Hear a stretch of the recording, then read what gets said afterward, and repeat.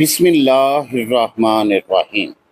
اپنی اس ویڈیو میں آپ کو 9th کلاس کے لیے اردو کی درسی کتاب کے سبق نام دیو جو کہ مولوی عبدالحق کا لکھا ہوا ہے کا خلاصہ لکھنا سکھاؤں گا۔ امید کرتا ہوں کہ آپ اگر میرے چینل پر نئے ہیں تو چینل کو سبسکرائب ضرور کر لیں گے۔ تو شروع کرتے ہیں۔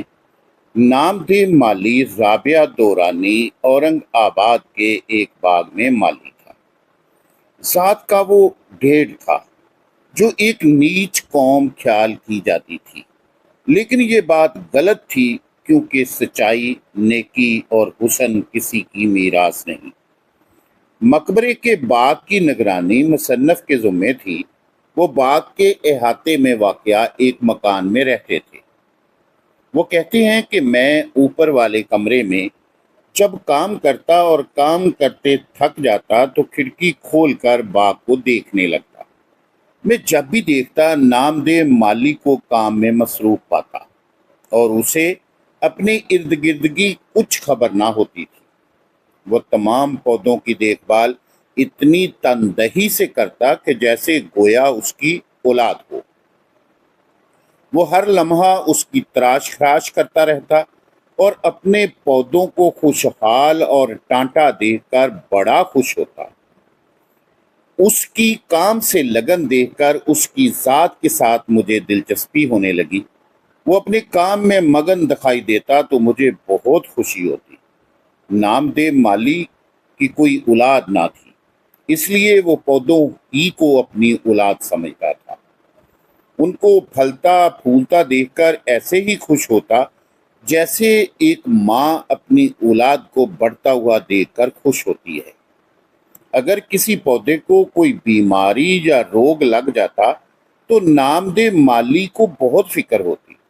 پودوں کے لیے بازار سے دوا لاتا، باغ کے داروغہ سے کہہ کر دوا منگواتا اور ان کا علاج کرتا۔ باغوں میں رہتے رہتے اسے جڑی بوٹیوں کی بھی شناخت ہو گئی تھی۔ خاص طور پر بچوں کے علاج میں اسے بڑی مہارت تھی۔ دور دور سے لوگ اپنے بچوں کے علاج کے لیے نامدیو کے پاس آتے تھے۔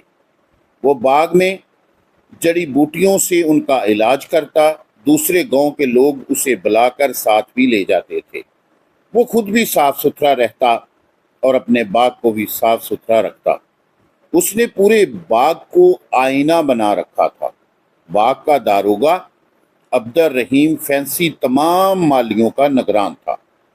وہ نگرانی کے معاملے میں کافی سخت تھا، لیکن نامدیو مالی کا کام دیکھ کر بہت خوش ہوتا۔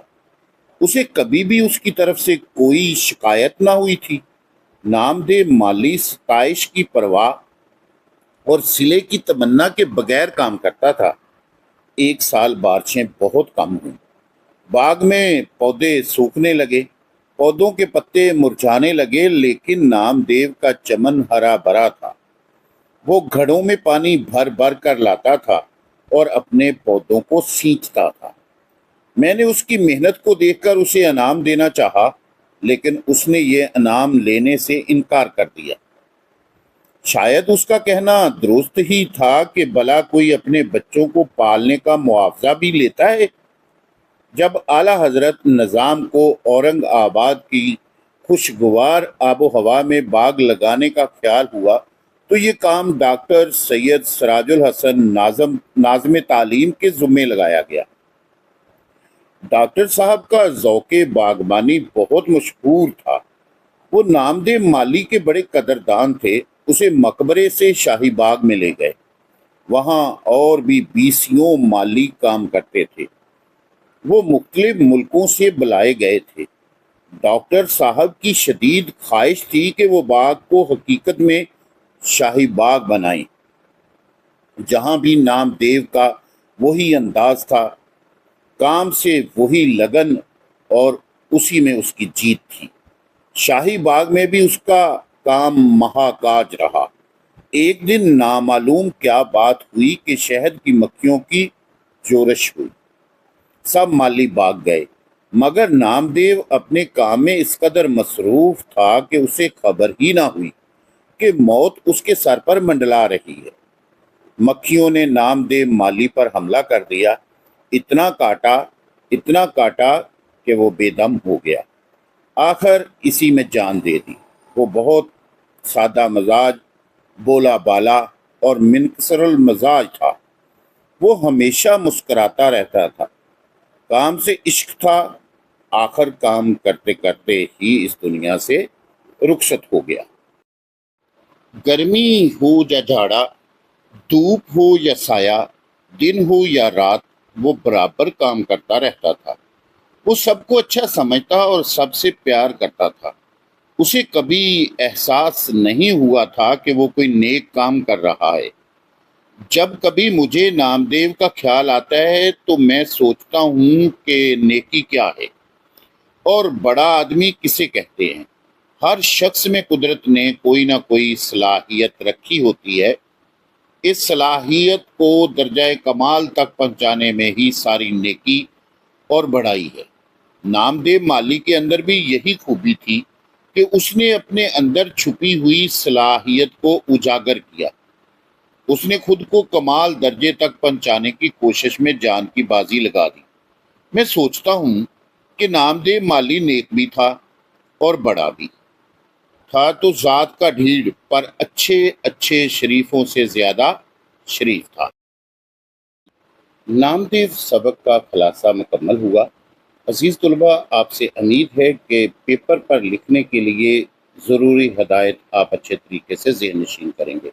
تو پیپر پر سب سے پہلے آپ سوال نمبر لکھیں گے، اس کے بعد ہیڈنگ دیں گے سبق کا خلاصہ، اور پھر نیچے مارجن لائن کے پاس جا کر لکھیں گے سبق کا نام، اس کے بعد پین کے ساتھ لکھیں گے نامدیو، پھر ہیڈنگ دیں گے مارکر کے ساتھ مارجن لائن کے پاس مصنف کا نام، اور پھر اسی کے سامنے نچلی لائن پہ آپ پین کے ساتھ لکھیں گے مولوی عبدالحق، اور اس خلاصے کو اچھے طریقے سے یاد کریں گے۔ آپ سے ریکویسٹ ہے کہ ویڈیو کو لائک اور شیئر ضرور کیا کریں۔ اسی کے ساتھ اجازت چاہتا ہوں۔ اللہ حامی و ناصر۔